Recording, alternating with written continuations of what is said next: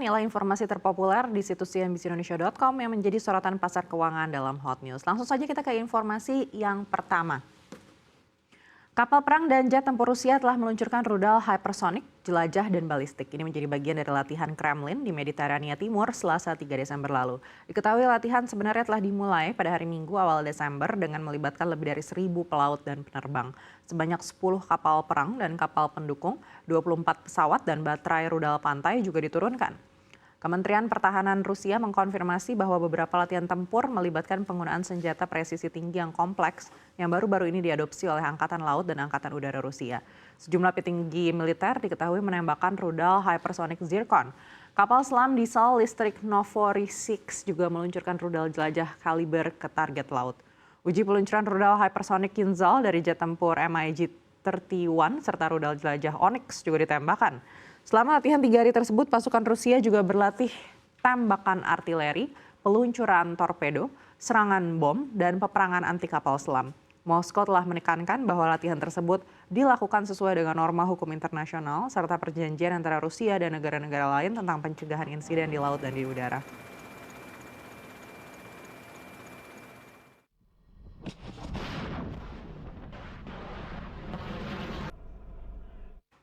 Kita beralih ke informasi terpopuler selanjutnya di situs cnbcindonesia.com. Dinamika politik Korea Selatan memanas. Presiden Korea Selatan Yoon Suk Yeol telah menghadapi upaya pemakzulan setelah mengambil langkah kontroversial dengan mendeklarasikan darurat militer.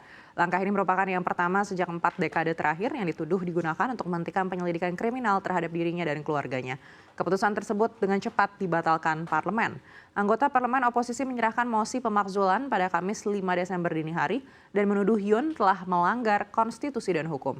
Menurut Undang-Undang Korea Selatan, mosi ini harus diputuskan dalam waktu 24 hingga 72 jam setelah diajukan. Dengan mayoritas besar di parlemen yang dipegang oleh oposisi, peluang Yoon untuk bertahan tampak suram.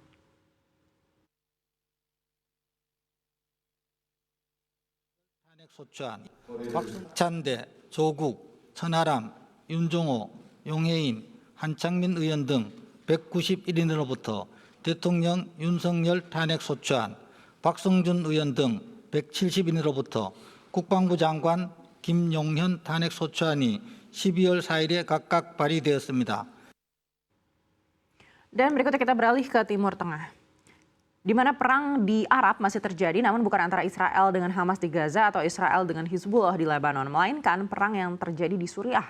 Serangan kelompok pemberontak sejak pekan lalu membuat banyak negara masuk di dalam konflik. Baru-baru ini Rusia, Iran, dan Turki kini turun tangan dalam perang baru Arab yang pecah di Suriah beberapa hari terakhir.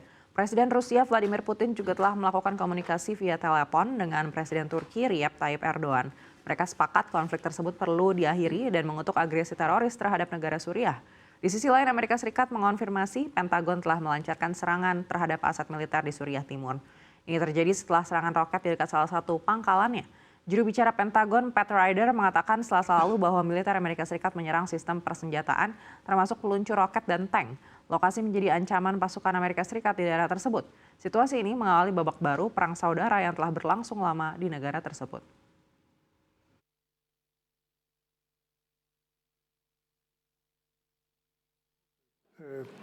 Je n'ai pas peur, rassurez-vous, Monsieur Sansu, hein. Je n'ai pas peur. Monsieur le Premier ministre.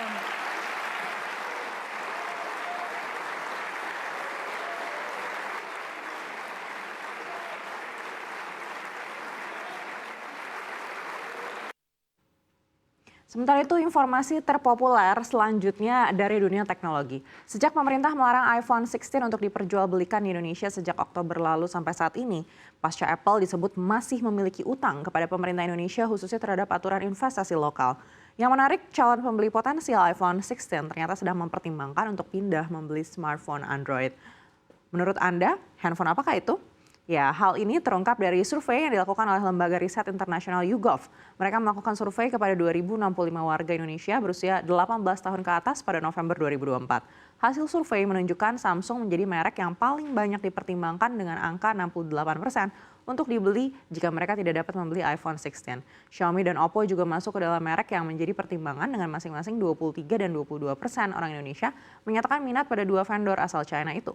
Sementara dari tahun kelahiran, survei menunjukkan bahwa Gen Z lebih cenderung memilih Samsung dengan 74% dibanding merek lain. Sementara generasi milenial lebih menyukai Xiaomi 28% dan Oppo 25% daripada Gen Z. Di satu sisi, sebagian besar calon pembeli iPhone 16 sebenarnya masih membuat rencana untuk membeli iPhone 16 series. Sebesar 17% diantaranya mengatakan mereka akan menunggu hingga larangan dicabut. 14% responden berniat membeli ponsel di luar negeri dan 18% responden memilih untuk beralih ke model iPhone lain.